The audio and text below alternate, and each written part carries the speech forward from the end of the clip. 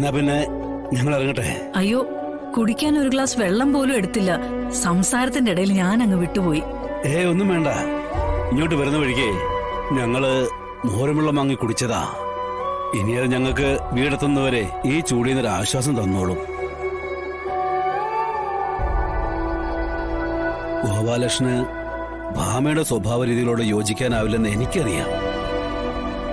പക്ഷേ അത് പഴയ ഭാമ മനസ്സിൽ കാണുന്നു തോന്നുന്നതാ. അതിൽ നിന്നൊക്കെ ഭാമ ഒരുപാട് മാറി. അല്ലെങ്കിൽ സർവേശ്വരം മാറ്റി അനുഭവങ്ങൾ കൊടുത്തോണ്ടേ. ഇപ്പോഴത്തെ ഭാമ ശാലിനെ സ്നേഹിക്കും, എനിക്ക് ഉറപ്പുണ്ട്.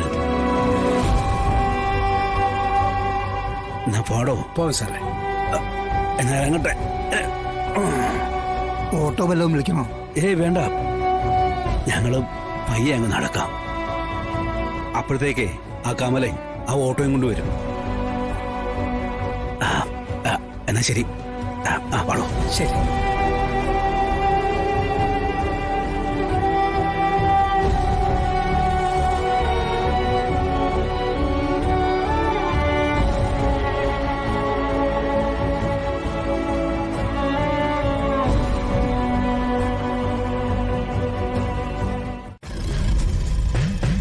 ഇതെന്താടോ ഒരു മുന്നറിയിപ്പും ഇല്ലാതെ?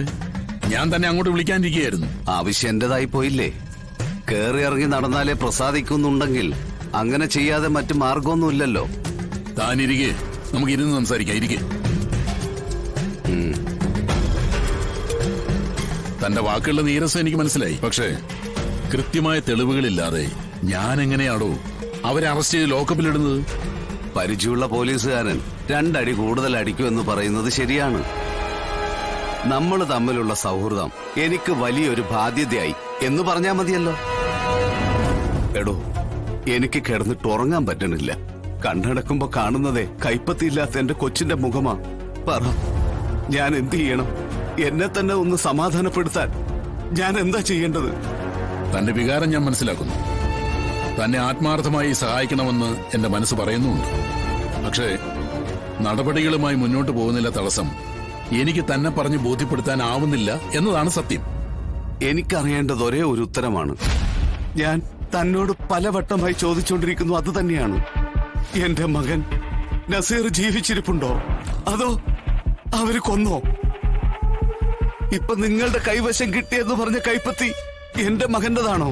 എടോ, ഇതിനൊക്കെ ഉത്തരം തരണമെങ്കിൽ ലാബ് റിപ്പോർട്ട് വരണം. അതിന്റെ കാലതാമസമാണ് താൻ ഞങ്ങളുടെ അലസതയായി ഇപ്പൊ ചൂണ്ടിക്കാണിക്കുന്നത്.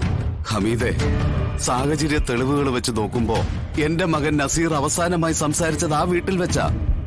ആ വീട്ടിൽ നിന്നുവാ അവൻ വിവാഹം കഴിക്കാൻ പോയ പെണ്ണിനെ കണ്ടെത്തുന്നതും. ആ വീടിന്റെ പരിസരത്ത് നിന്നാ, അല്ലെങ്കിൽ ആ വീട്ടിന്റെ മുറ്റത്തുനിന്നാ ഒരു കൈപ്പത്തി നായ കടിച്ചു പിടിച്ചു കൊണ്ടുവരുന്നത്. ഇത്രയും വ്യക്തമായ തെളിവുകൾ നിങ്ങളുടെ മുന്നിൽ ഉണ്ടായിട്ടും തെളിവില്ല എന്ന് പറയുന്നതിന്റെ കാരണമാണ് എനിക്കറിയാത്തത്. ഇതെന്നെ തളർത്തി മറ്റാരെയോ രക്ഷിച്ചെടുക്കാനുള്ള ശ്രമമാണോ ഇവിടെ നടക്കുന്നത്?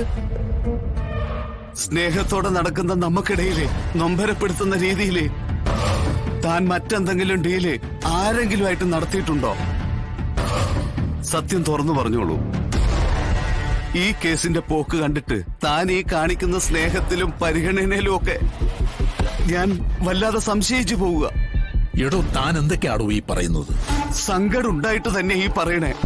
എന്റെ മകനെ തന്റെ മകനായിട്ട് തന്നെയാണ് താൻ കാണുന്നതെന്ന് ഞാൻ വിചാരിച്ചു പോയി.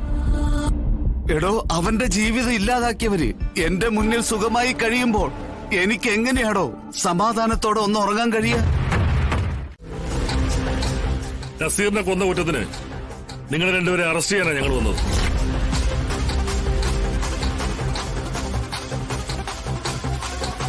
സഹകരിക്കണം. അറസ്റ്റ് ചെയ്യടോ. സർ. സാർ, ഞങ്ങൾ ഈ കാര്യത്തിൽ നിരപരാധികളാണ്.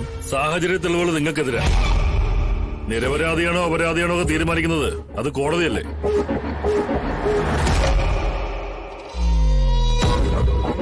അവിടെ നിങ്ങളെ എത്തിക്കുക എന്നുള്ളത് മാത്രമാണ് എന്റെ ജോലി. സഹകരിച്ചില്ലെങ്കിൽ ഞങ്ങൾക്ക് ചിലപ്പോൾ ബലം പ്രയോഗിക്കേണ്ടി വരും. നീ പേടിക്കണ്ട.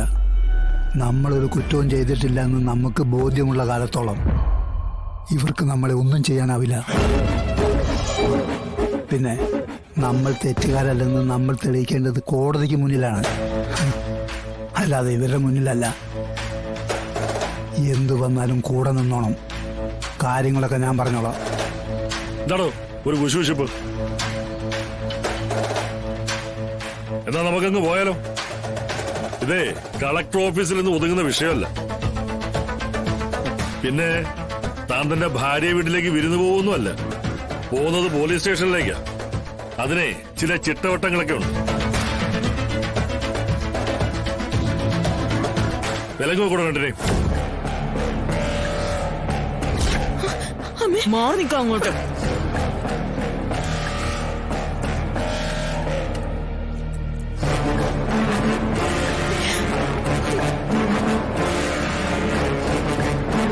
സാറേ, കുറ്റം ആരോപിക്കുന്നത് എന്റെ നേരെയല്ലേ?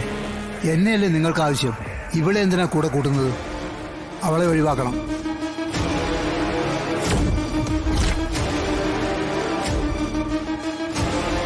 നിങ്ങൾ ഇതുവരെ ആര്, എങ്ങനെ, ഏത് രീതിയിൽ നസീറിനെ കൊന്നു എന്ന് ഇതുവരെ പറഞ്ഞിട്ടില്ല. രണ്ടുപേരിൽ ഒരാൾ. അത് ആരാണെന്ന് പറയാത്തോണ്ട് ഞങ്ങൾക്ക് ഇങ്ങനെ ചെയ്യാൻ ആ മേളിൽ നിന്ന് കിട്ടിയ ഓർഡറെ. പിന്നെ തന്റെ സ്വഭാവം വെച്ച് ഇതുവരെ ഇവർക്കൊരു പൊന്നുവള പോയിട്ട് ഒരു മൂക്കുവള പോലും താൻ വാങ്ങിച്ചു കൊടുത്തില്ലെന്ന് എനിക്കറിയാം. അതുകൊണ്ട് കിടക്കട്ടോ, തന്റെ പേർക്ക് തന്റെ അതിബുദ്ധി കൊണ്ടൊരു ഉരുക്കുവള.